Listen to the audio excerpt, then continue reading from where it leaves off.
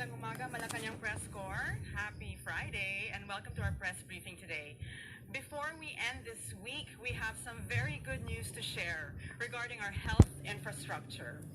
The National Economic Development Authority Board, chaired by our President, Ferdinand R. Marcos Jr., has approved the University of the Philippines, UP-PGH Cancer Center, a public-private partnership project aimed at modernizing the country's health infrastructure on oncology services and cancer care. Napakagandang balita na to. At para ibahagi sa atin ang detalye ng proyektong yan, makakasama natin ngayon ang kalihim ng NEDA, or National Economic and Development Authority, Secretary Arsenio Balicasan. Sir, go ahead. Thank you. Let me greet everyone, especially our President, spokesperson, Daphne PAEZ, and members of the Malacanang Press Corps. Ladies and gentlemen, good morning. Apart from the UP-PGH project that spokesperson Daphne has mentioned, I would like to share with you, and I'm pleased to announce that the NEDA board has, chaired by our President Ferdinand R. Marcos Jr., approved 7 high-impact projects during the third meeting of the NEDA board yesterday. These projects are expected to significantly contribute to achieving our social and economic transformation goal in the medium term. First on the list is what has been mentioned, the approval of the University of the Philippines, Philippine General Hospital, or UP-PGH Cancer Center for public-private partnership. The NEDA board approved the solicited build transfer operate proposal for the Cancer Center, which will offer comprehensive, high-quality, and affordable oncology care services while helping pay for itself over 30 years. The project will upgrade existing PGH capacity of 300 beds plus outpatient care to be integrated in a new dedicated cancer hospital that will modernize UP-PGH health infrastructure and demonstrate how the country's public health services can be at par with private care in terms of medical quality and support services. To set the record straight, there will be no privatization of PGH services. The government shall own the entire facility and PGH shall continue to operate as a public hospital. In the coming weeks, our experts in UP-PGH, as the implementing agency, will bear the specific details on the subject to inform the public and interested private partners. This project is the first PPP project approved under the MARCOS administration. Once completed, it will be one of the largest cancer centers in Asia in terms of bed capacity. In addition to the NEDA board approval of the UP-PGH Cancer Center solicited project, the PPP project, 4 projects proposed to be financed through official development assistance, loan financing, with a total amount of 117 billion pesos, will commence implementation in 2023. The NEDA board also approved an increase in cost of the MRT-3 rehabilitation project by 7.6 billion pesos from 21.9 billion to 29.6 billion pesos. The NEDA board likewise approved the utilization of the JICA loan balance, that is Japan International Cooperation Agency, of 2.12 billion pesos for the CNS ATM, or that is Communication, Navigation, Satellite, Air Traffic Management, Maintenance and Resiliency Enhancement. I now turn to the discussion of these projects. The NEDA board confirmed the Investment Coordination Committee, or ICC, approval of the new Dumaguete Airport Development Project of the Department of Transportation. Under this project, a new airport facility in Bacong, Negros Oriental will be developed with domestic and international standards for operational safety and efficiency. This project will replace the existing Dumaguete-Sibulan Airport due to physical and operational constraints involving the latter. The new Dumaguete Airport shall enhance the province's tourism and trade potential, economic activities, and standard of living. The total project cost amounts to 17 billion pesos, of which 13 billion will be funded through ODA, or Official Development Assistance, from the Korean government through the Export-Import Bank of Korea Economic Development Cooperation Fund. The Philippine government, through the DOTR, will shoulder the remaining amount of about 3.9 billion pesos. The project will be implemented within 7 years. Also approved was the Department of Agriculture's Mindanao Inclusive Agriculture Development Project, or MIDP, which aims to increase agricultural productivity, resiliency, and access to markets and services of organized farmers and fisher folk groups in selected areas. This agriculture development project covers selected ancestral domains in Mindanao from regions 9, 10, 11, 12, 13, and the BARM, or Bang. The project will be pivotal in reducing poverty, unemployment, and food insecurity among indigenous peoples. It will improve the economic situation of the indigenous peoples in Mindanao and further strengthen the capacity of LGUs to implement support programs that address weak market linkages and poor infrastructure in geographically isolated ancestral domains. The project's estimated total cost is 6.6 billion pesos, of which 5.3 billion is to be financed through ODA loan from the World Bank, while the balance of 863 million and 461 million will be shouldered by the Philippine government through the Department of Agriculture and LGUs respectively. The NEDA board also confirmed the ICC approval of the first phase of the Integrated Flood Resilience and Adaptation project of the Department of Public Works and Highways. The project aims to mitigate flood damage, reduce flood risk, and improve climate resilience in 3 major river basins in the country.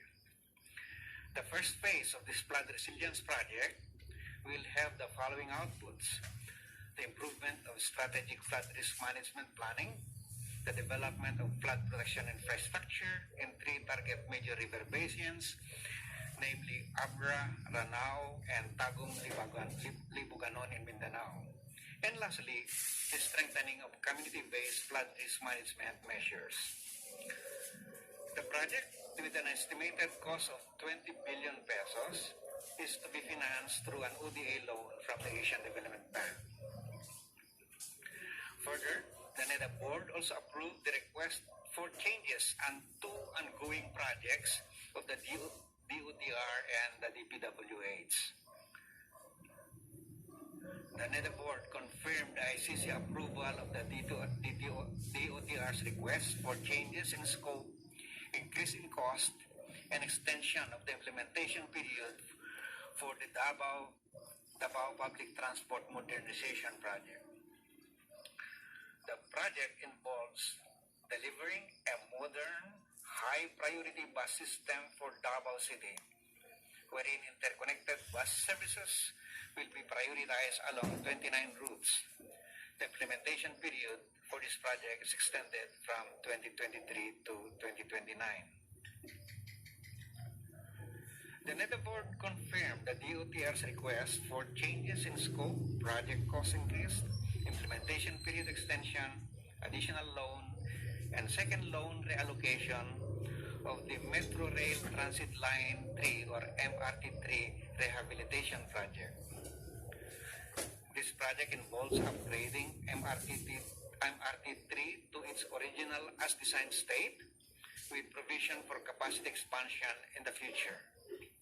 All subsystems will be restored, renewed, or upgraded, including the tracks, signaling system, power supply system, overhead catenary system, and communication system, as well as maintenance and station equipment.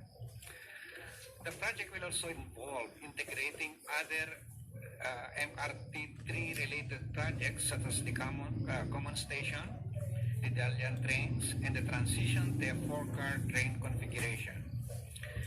This rehabilitation project aims to enhance the safety and level of service of the MRT3 and to promote its use to help alleviate the worsening traffic congestion in Metro Manila. Lastly, the NEDA board approved the expansion of the scope of the 24 November 2022 NEDA board approval to include the utilization of the 2.12 billion JICA loan or loan balance for the communications, navigations, surveillance, air traffic management system, maintenance and resilience enhancement with the following components: maintenance contracts, ultimate fallback system, and the feasibility study for the independent backup system. The approval includes a 60-month loan validity extension from 2023 to 2028 to cover the preceding intended utilization. This approval shall enable the upgrade of our air transport facilities and improve passenger experience by enhancing the safety, reliability, and efficiency of our air traffic service in Filipino airspace following international standards. In line with the strategies identified under the Philippine Development Plan 2023 to 2028, the approval of these high-impact projects is a manifestation of the Marcos administration's strong commitment to improving the quality of life of the Filipino people. In the next 6 years, we can look forward to seeing more of our agencies and sectors working hand in hand toward creating a prosperous, inclusive, and resilient society. Thank you, and a pleasant day to all. Thank you, Secretary Balicasan. Are there any questions from the floor? Okay, Eden Santos of Net 25.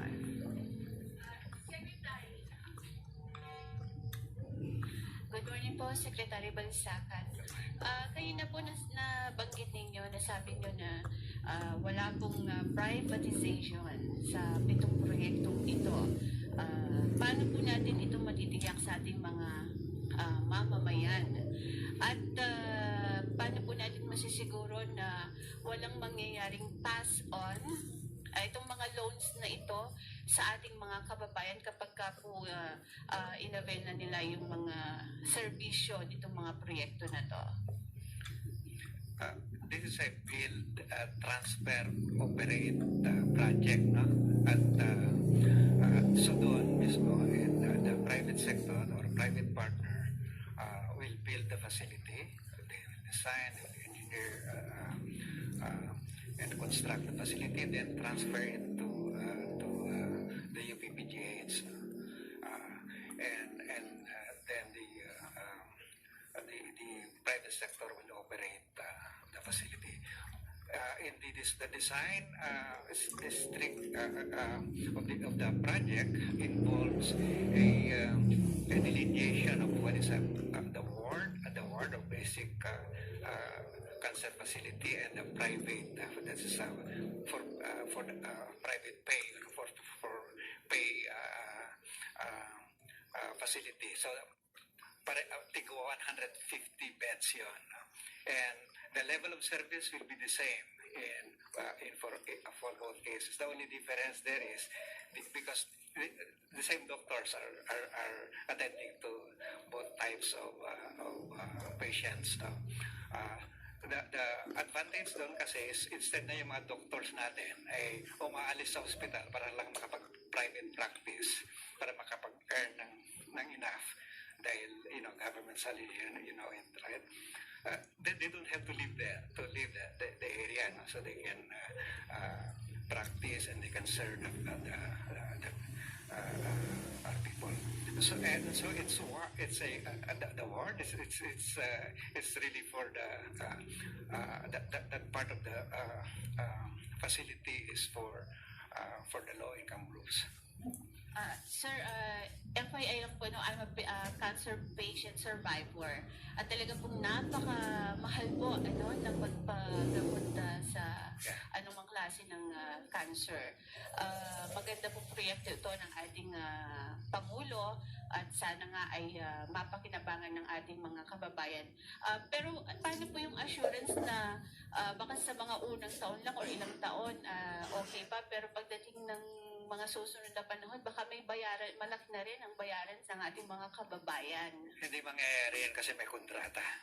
It's part of the contract na yun masustain as a ward yung one half of the facility. So yung mga earning, those who can afford to pay, mga mayaman na nag-avail ng service ng PGs, marami yun they can afford naman to pay, so they pay, and then the part of that money that can be used to subsidize those in the ward, and so that the quality of the service can be the same. Just to reiterate, you mentioned, so of the 300 beds, 150 will be for charity, and the other 150 is an option for private health sector. Okay, next we have Harley Valbuena of DZME. Good morning, Ms. Daphne and Secretary BALICASAN. My question, sir, Secretary, on the UPPGH Cancer Center, can we have a timeline on the date of the beginning of construction and the target date of its completion and opening to the public? Now that the project has been approved, it goes now to the next process, which is the solicity, offering it to the public now for the bidding process. So because it has to be bidded. It is so the potential private partners will come in to present their proposals, and then the selection of the private partner will come out of those proposals, and then implementation and then we expect this to happen in the next 5 or so years to come forward kasi matagal din yung completion of a building, especially this type of facility. Okay, sir. Thank you po. On the other hand po, yung approved increase in the cost of MRT3 RIA project, do you think, sir, this might result to a fair hike to our MRT3 passengers? The intention here is to improve the capacity because will increase the number of cars, so and reduce the interval time, and make the whole system safe, and provide passengers good experience. Now, the system is being prepared also for eventual ONM PPP in the future. But then again, the public consideration, the public interest consideration is always high in the agenda of the government. So, hindi mangyayari yan na even if eventually in the future PPP natin yung operations and maintenance, because nakita nyo naman yun ay with the public operations and maintenance, the experience is not good, and we think that a private sector operating it might give a is likely to give a better experience for passengers as we see it in other countries now where the private sector operates not the construction, because that's not viable for the private sector, but the operation and maintenance. And of course, again, that the contract has to be designed in such a way that we protect the interests of the riding public. Na walang ganong sharp increases or unjustifiable increases in fare. Any other questions? Raise your hand. Oh, Ivan Merina of GMA 7. Just a quick follow-up on the hospital. Is there going to be a separate structure to be built and where? Yeah, there is going to be a building within the UPPGH compound, and it's a 15 to 20 story building. But both the ward and the pay part of the system will be in the same building, so that the doctors can easily move from one area to another. And as you know, it's also in the compound of the UP College of Medicine, right? So it will also be a good training ground for our students, medical students. Thank you. Okay. Any further questions? If there are none, I think we can close this press briefing. Thank you very much, Malacanang Press Corps, and thank you so much, Secretary Balicasan. Have a good weekend, everyone. Thank you, everyone.